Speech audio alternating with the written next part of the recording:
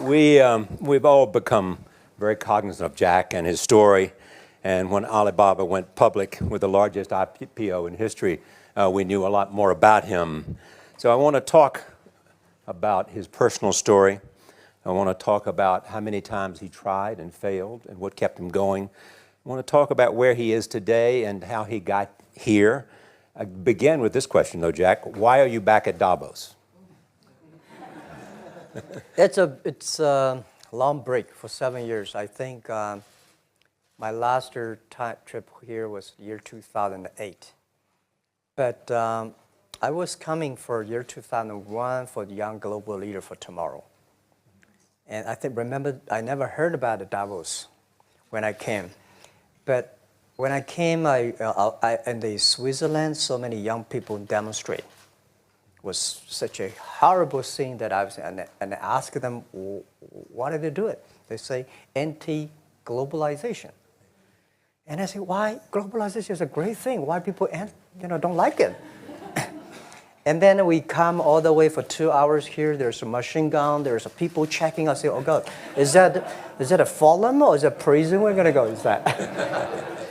But when I joined the forum as the Young Global Leader, I was thrilled by so many ideas. For the first 3-4 years, I learned what does the globalization mean? What does the corporate citizenship mean? What about social responsibility mean? All these new ideas, and I see so many great leaders talking about leadership, and I benefit a lot. And the year 2008 and 2009, when the financial crisis came, I think it's better go back to work, because we can never win the world by talking. So go back, spend 7 years. Now I come back, I think it's time to do something return. Because I learned so much. Let's talk 12 about years that. ago. So why I should not talking to the young global leader of today, sharing with them how we've gone through. Okay. So that was the thing. Let's start with where you are today. Just how big is Alibaba? How many people come every day? How many people come in a week? How fast is it growing? Yeah, we have over 100 million buyers visiting our site, shopping our site every day. And we created 100 million every day. We created 14 million jobs for China, directly and indirectly. And we grow from 18 people to 30,000 people, 18 people in my apartment, to now we have 4 big campus. Compared to 15 years ago, we were big. But compared to 15 years later, we're still a baby. How big will you be 15 years from now? I think 15 years ago, I told my team that in the past 15 years, we grow from nothing to this size. And 15 years later, I want people to know about Alibaba, know Taobao, because it's already everywhere. I want 15 years ago when we talk about what is e-commerce, why small business can using this e-commerce, this internet, can do business across the nation. And I hope 15 years later, people forget about e-commerce because they think it's like electricity. Nobody thinks it's a high tech today. Now, this is something that I don't want 15 years later. We still walk on the street talking about why and how e-commerce can help people. You tried to get into 3 colleges. Mm-hmm. Each time they rejected you. No, I tried. There's an examination that young people, if you want to go to university, you have to take the examinations. So I failed 3 times. Right. But a lot of fail. I failed for funny things that I failed a key primary school test for 2 times. And I failed 3 times for the middle schools. And you will never believe in Hangzhou, my city, there's only 1 middle school that lasts only 1 year. It was changed from primary school to middle school because our graduates of our school, no middle school accept us because we were too bad. Yeah. They will become a middle school. What effect did it have, though, being rejected? Well, I think we have to get used to it. We're not that good. Even today, we still have a lot of people reject us. I think when I graduated from universities, and before I, for 3 years, I tried to fill in the universities. So I applied jobs for 30 times, got rejected. I went for a police, they said, no, you're not good. I went to even the KFC. When KFC came to China, come to my city,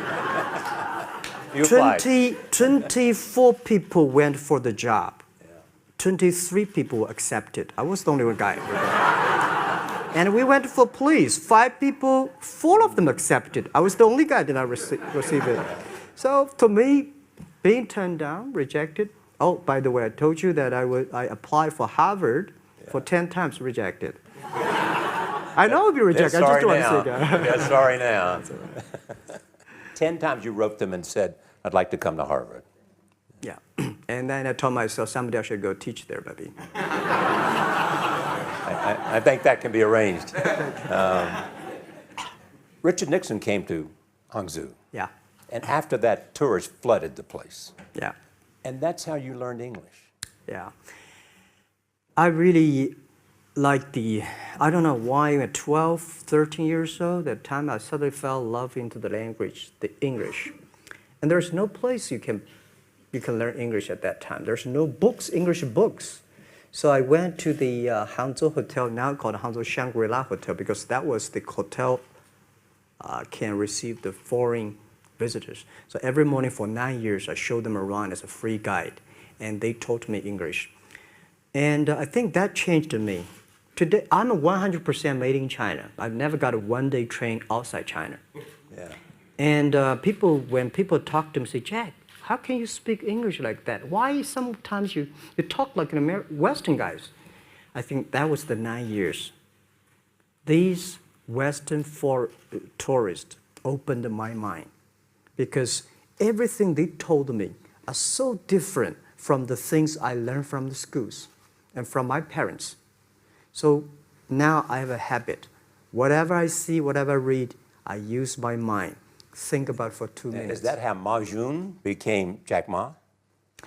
Actually, Jack, the name was given by a lady in tennis. She's a tourist. She came here and she said, came to Hangzhou. We become a pen friends. Ma Ring is so difficult to pronounce. So she said, do you have an English name? I said, don't. So can you give me an English name? She said, okay. She said, my father called it Jack. My husband called Jack. What do you think about Jack? I said, good. So I've been using that for that many years. Yeah. First visit to America, 1995? 1995, yeah. I came here for a project helping the local government to building up a highway. And you tried the internet. I tried the internet in Seattle, and in a building called the USA Bank. I don't know whether the USA Bank is still there or not, but it's a building. And my friend opened a small office, which is like only 10% bigger than this room. And there are a lot of computers in there. And he said, Jack, this is internet. I asked, what is internet? He said, search whatever you want. At that time, they used Mosaic, very slow, right? Yeah.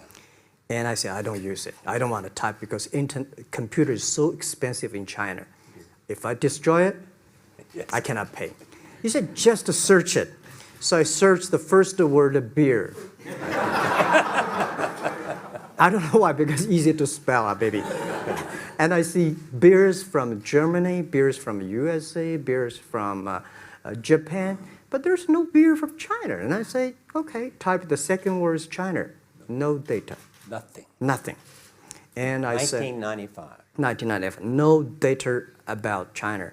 So I talked to my friend, why not make something about China? So we made a small, very ugly looking page called China. It's something like I did a translation agency, we listed on there.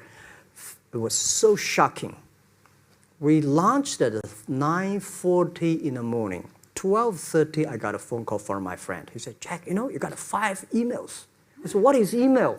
And they say, these are the things. So people are so excited. Where are you? This is the first time I see a Chinese website on that. How can we can we do something together? So I think this is something interesting. So we should do it. Why did you call it Alibaba? Alibaba? Well, when I started, I think internet is global. We should have a global name. And a name that, interesting, like at that time, the best name is Yahoo. Right, so I've been thinking for many days, suddenly thinking Alibaba is a good name. So I happened to be in San Francisco that day. I did have a lunch, and the waitress came. I asked her, do you know about Alibaba? She said, yes. I said, what is Alibaba? She said, Open Sesame. Good. So I went on the street, asked about 10, 20 people. They all know about Alibaba, 40 Thieves, and Open Sesame. And I think this is a good name. And start with A. Whatever you talk about, Alibaba is always top. You have said before that in creating Alibaba, you had to create trust. Yeah. Because people in China were used to face-to-face. Yeah. How did you create trust? I think because we started out doing business on the internet. I don't know you, you don't know me. So how can you do things online unless you have trust? So for e-commerce, the most important thing was trust. I think when I first went to USA for raising money, talk to the venture capitalists, a lot of people say, oh, Jack, no.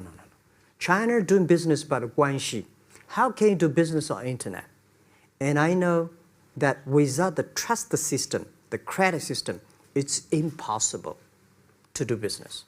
So in the past 14 years, everything we do is trying to build up the trust system, the record system.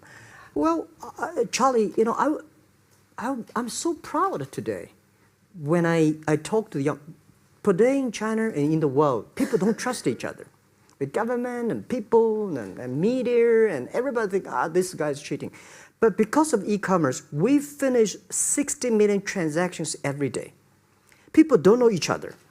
I don't know you, I send products to you. You don't know me, you wire the money to me. And I don't know you, I give a person a package, I don't know him. He took something to cross the ocean, cross the river, and send. This is the trust. We have at least 60 million trust happening every day. But you created it by creating an escrow account in the beginning. Yep. You know, and so you keep the money until they got the product. Yeah. And then you release the money. That's true. I mean, the escrow service is about Alipay. When I this idea, I would love Davos, because it was a big decision. Because for first 3 years, Alibaba is just like e-marketplaces for information. What you have, what I have, we talk a lot of time, but don't do any business. Because there is no payment. I talked to the banks. No banks want to do it. Banks say, no, this thing never work.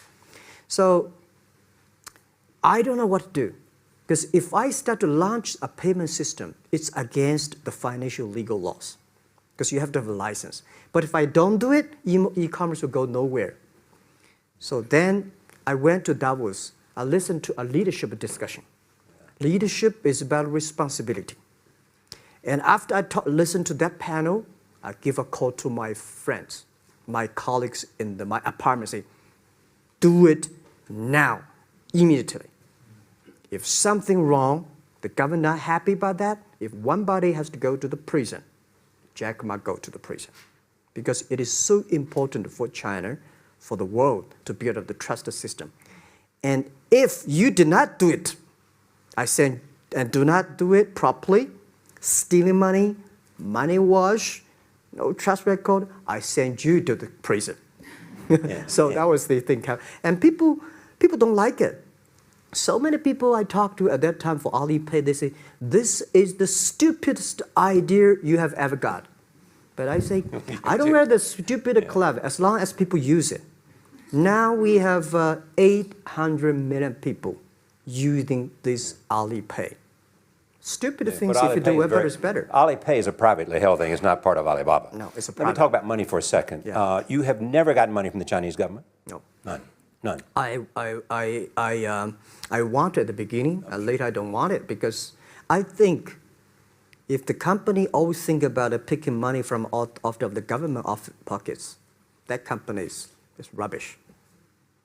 Think about how can you make money from the customers and market and then help customers succeed. That's our philosophy. No money from Chinese banks? No. No. I at that time I want, and now they want to give me, I don't want it. Yeah. All right. Your relationship with the government. Mm-hmm.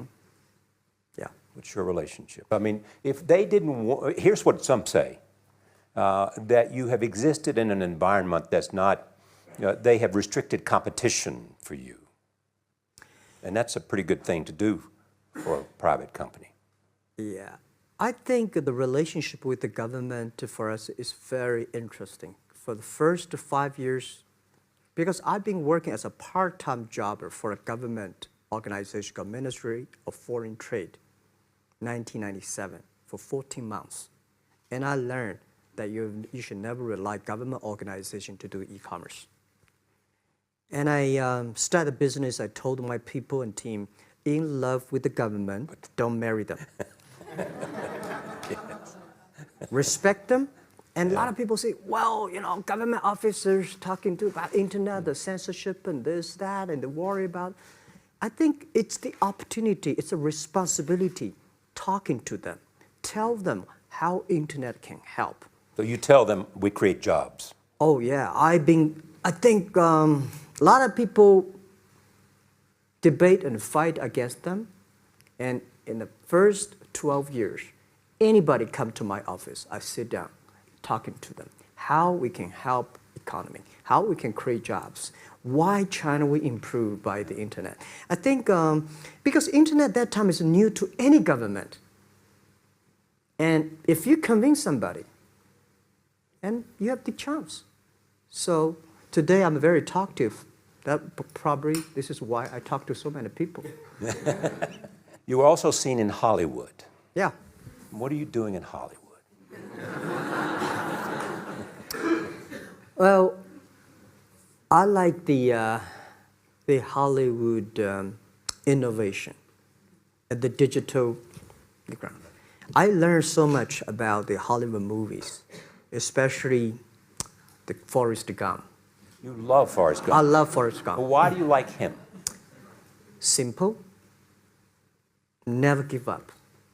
Never give up. People thinking he's done, but he knows what he's doing. And I was very depressed the day, year 2002 or 3 in the States, when a bit earlier than that. I was very depressed when I could not find out a way for the internet. And then I watched the movie in my friend's home, Forrest Gump.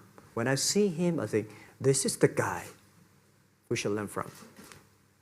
Believe what you're doing, love it, whether people like it, don't like it, be simple. And like the word, life is like a box of chocolate. You never know what you can get, right? I never know I would be here talking to you and talking to Charlie Rose. I never know. But today I made it. I told my people in my apartment 15 years ago, guys, we have to work hard, not for ourselves. If we can be successful, 80% of the young people in China can be successful. We don't have a rich father, powerful uncle.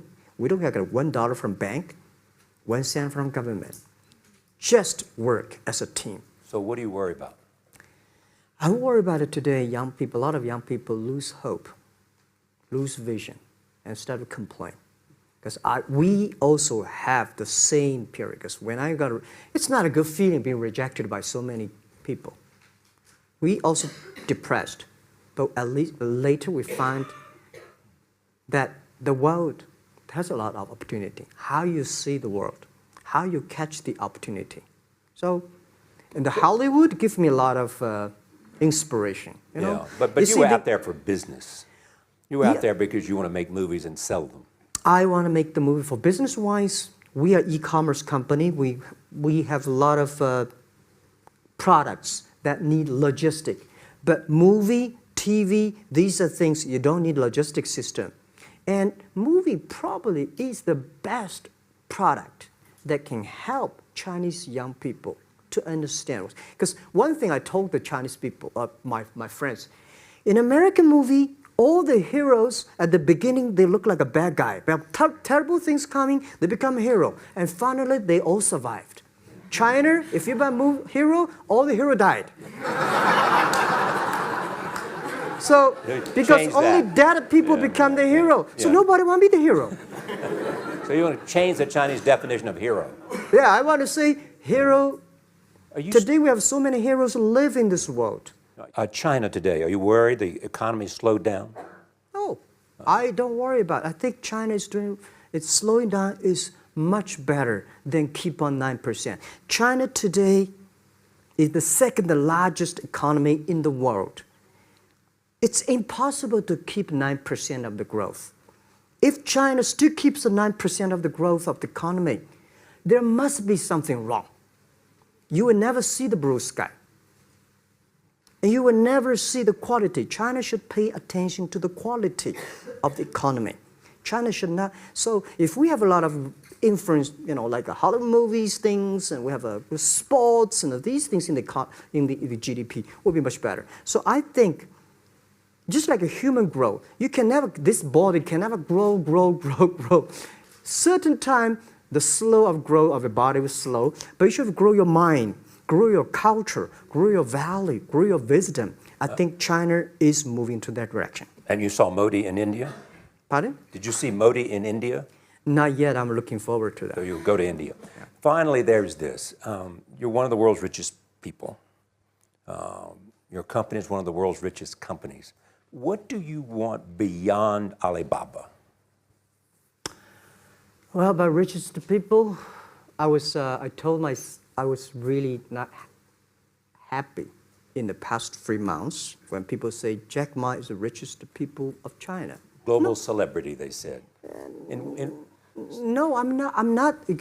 When I started the business, you are. I never thought, because how many? Yeah, maybe I am. But I think 15 years ago, in my apartment, my wife was at that time one of the 18 founders. I asked her, "Do you want your husband to be a rich person?" I never said rich person in China, rich person in Hangzhou, or you want your husband to be a respected person. She said, "Of course, respected."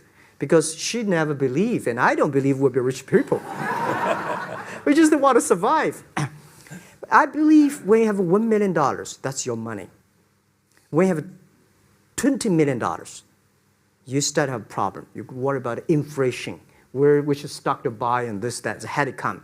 When you have $1 billion, that's not your money.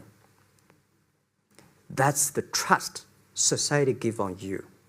They believe you can manage the money, use the money better than the government and the others. So I think today, I have the resources, do more things. With the money we have, with the influence we have, we should spend more time on the young people. And I would say, someday I'll go back to teach. Go back to school, spend time with the young people, and sharing with them what I done. So the money is not mine. I just happily and having these resources, then I want to do a better job. Just tell them your story. Yeah, tell them the story and tell them that if I don't think in this world there are a lot of people be rejected more than 30 times.